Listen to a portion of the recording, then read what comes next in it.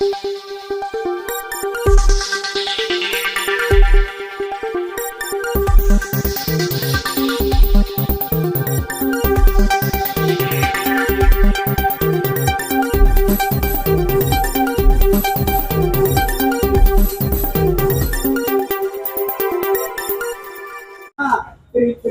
योगीश्वराय नमः। श्री साई भगवते नमः। भक्तवत्सलाय नमः। श्री साई सत्पुरुषाय नमः।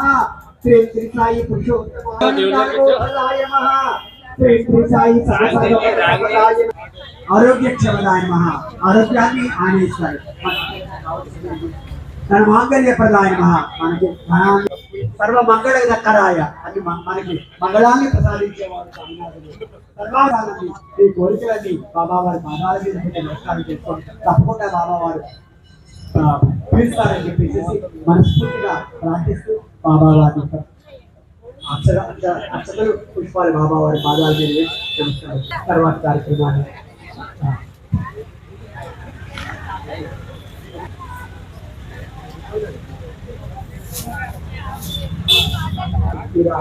उत्तम आग्रह सर्वदेवानां रूपोऽयं प्रतिगृहीतां श्री साईनाथाय नमः। दीपदर्शयामि। మనం వెలిగించి మా బాబా వారికి సమర్పించినటువంటి ఈ దీపం మనలో ఉన్నటువంటి జ్ఞాన అంధకారాన్ని తొలగించాలని చెప్పేసి మనస్ఫూర్తిగా ప్రార్థిస్తూ ఆ దీపానికి నమస్కారం చేసుకుని బాబా వారికి చూపెట్టండి।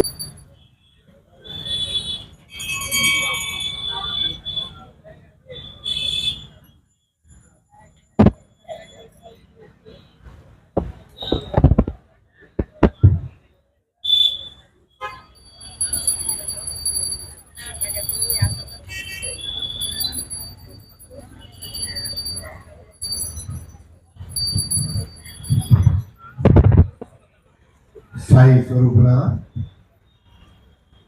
సాయి సత్స్వరూపంలో ఇప్పటి వరకు మనం బాబా వారికి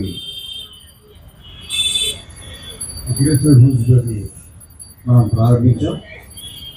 బాబా వారిని మనం ఆహ్వానించాం।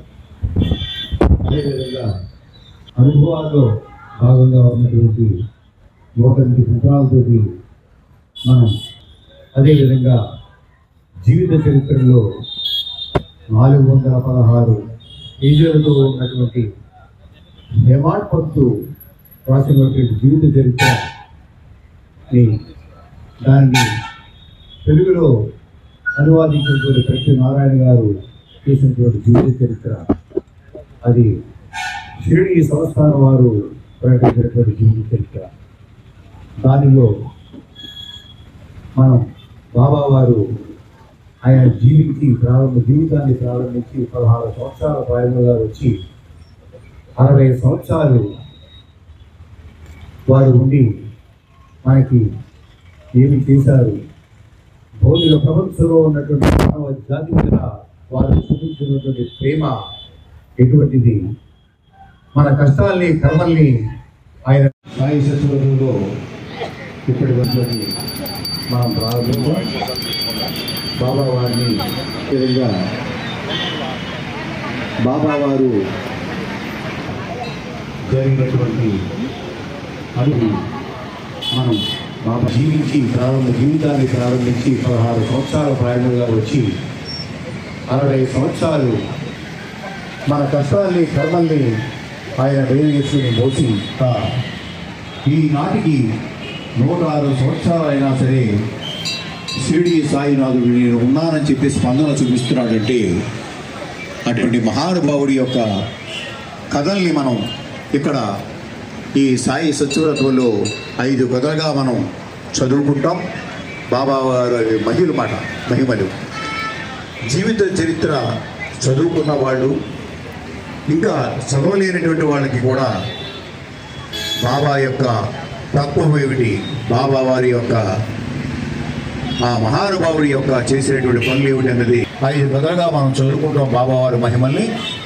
ప్రతి కథని కూడా మనం ప్రారంభించుకునే ముందు భక్తులందరూ కూడా 2 పుష్పాలు అక్షంతలు చేతితో పట్టుకున్నట్టయితే మనం కథని ప్రారంభించుకుందాం।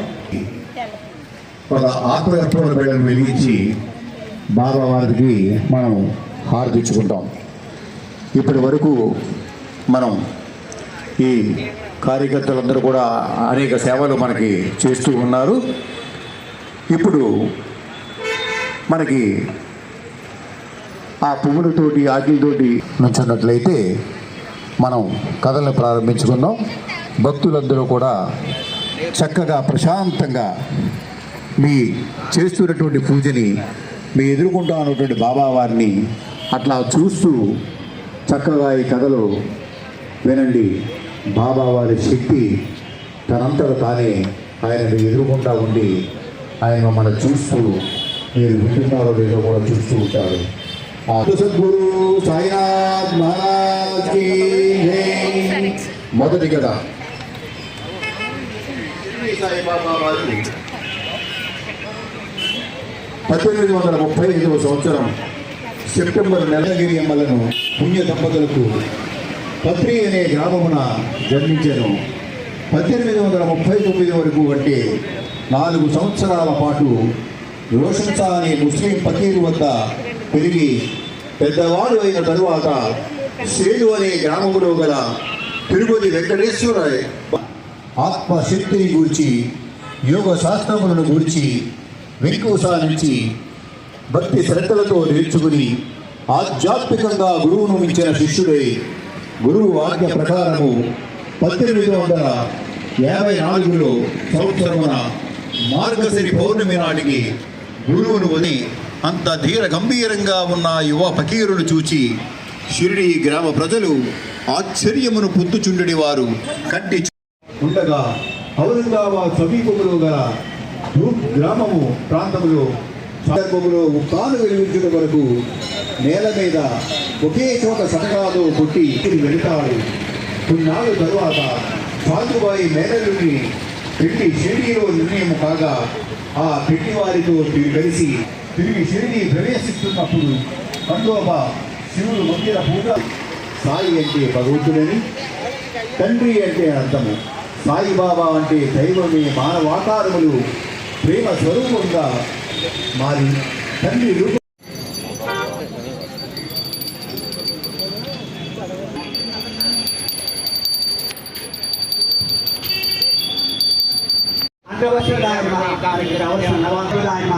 ఆరోగ్యాన్ని ఆయన ఇస్తాడు. తన మాంగళ్య ప్రదాయం సర్వ మంగళ దక్కరాయ అన్ని మనకి మంగళాన్ని ప్రసాదించారు తీరుస్తారని చెప్పేసి మనస్ఫూర్తిగా ప్రార్థిస్తూ బాబా వారి యొక్క అక్షతలు పుష్పాలు బాబా వారి వనస్పతి సముద్భూతో గంధాజ్యో గంధ ఉత్తమ ఆగ్రేయ సర్వదేవానాం ధూపోయం ప్రతిగృహీతాం శ్రీ సాయినాథాయ నమః. సాజ్యం త్రిమర్త్య సంయుక్తం వని శ్రీ సాయినాథాయ నమః. దీపం దర్శయామి. భావంతో కలిసిమెలిసి ఉండి జాతీయ సమైక్యత సాధించాలి. వివాదములు, ఘర్షణలు, అల్లర్ల వల్ల ప్రయోజనం ఉండదు. ఎవరితోనూ మీకు పోటీ పడవద్దు. మీ అభివృద్ధిని మీరు చూసుకోండి. యోగము, త్యాగము, తపస్సు, జ్ఞానము మోక్షానికి దారులు. వీటిలో ఎవరికి వీలైన వాటిని వారు పాటించి మోక్షము పొందవచ్చు.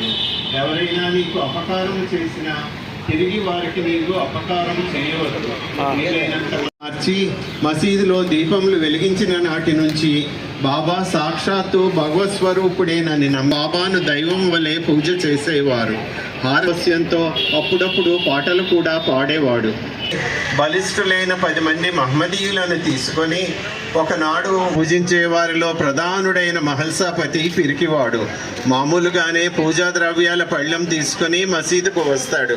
అప్పుడు ఎవరైనా సరే బాబాను గంధాక్షతలతో పూజిస్తే వాళ్లను చావగొడతామని హెచ్చరిస్తాడు. భయపడిపోయిన మహల్సాపతి మసీదుకు బయట శ్యామలానగర్లో వేంచేసి ఉన్నటువంటి శ్రీ సమర్థ సద్గురు సాయినాథ్ మందిరం వద్ద ఆలయం 23వ వార్షికోత్సవం సందర్భంగా పెద్దలు సూరవరపు రామారావు గారు, అలాగే వారి కుమారులు సూరవరపు సుబ్బారావు గారు, శ్రీనివాస కుమార్ గారుల ఆధ్వర్యంలో ఉదయం నుండి విశేషంగా పూజలు జరుగుతున్నాయి. కమిటీ తరఫున సుమారు 550 మంది మహిళల చేత ఉచితంగా సాయి సత్యవ్రతాలు కూడా జరిపించబడుతున్నాయి. మహిళలంతా కూడా అత్యంత భక్తి శ్రద్ధలతో ఈ కార్యక్రమాన్ని నిర్వర్తిస్తున్నారు. ఉదయం నుండి గురుదేవులు వాసిరెడ్డి సత్యనారాయణ గారు, సిఎల్వి నరసింహరావు గారు తదితరుల ఆధ్వర్యంలో ఈ పూజా కార్యక్రమం జరుగుతుంది. కావున 50 మంది ప్రజానీకం ఈ రోజున వచ్చి ఈ షిరిడి సాయినాథుని దర్శించుకుని వారి కృపకు పాత్రులవుతారని కోరి ప్రార్థిస్తున్నాం. సుమారు ఇది 23వ వార్షికోత్సవం అండి. ప్రతి సంవత్సరం ఇదే విధంగా జరుగుతున్నాం. ఉండే కొద్ది భక్తుల సంఖ్య అధికంగా పెరుగుతుంది. వారందరికీ కూడా ఉచితంగా పూజా సామాగ్రి ఇచ్చి వారి చేత సాయి సత్యవ్రతాలు జరిపించడం జరుగుతుంది. సమర్థ సాయిగురు సాయినాథ్ మందిర్ శ్యామలానగర్ 23వ వార్షికోత్సవం సందర్భంగా ఉదయం నుంచి సత్యసాయి వ్రతాలు సుమారు 550 మంది మహిళలచే సత్యసాయి వ్రతాలు దిగ్విజయంగా జరుగుతున్నాయండి. ఇది మా నాన్నగారు సూరవరపు రామారావు గారు 23 సంవత్సరాల క్రితం నిర్మించడం జరిగింది. బాబా గారు నాన్నగారి చేత అవకాశం ఇచ్చారండి. బాబా గారు మా కుటుంబం అంతా ఇప్పుడు మా కమిటీ వారు, మా బ్రదర్ సుబ్బారావు అందరూ, బొరుస శ్రీనివాస్ గారు, అంజిబాబు గారు, ఇలా అందరూ కమిటీ వారు అందరూ ఈవేళ ఈ కార్యక్రమాన్ని దిగ్విజయంగా జరిపించారు. అలాగే వాసిరెడ్డి సత్యనారాయణ గారు ఆధ్వర్యంలో ఈ సత్యసాయి వ్రతాలు జరుగుతున్నాయండి. అలాగే ఈరోజు అందరూ వచ్చి బాబా గారి దర్శనం చేసుకుని ఆయన చేసుకోవాల్సిందిగా కోరుతున్నాం. Thank you.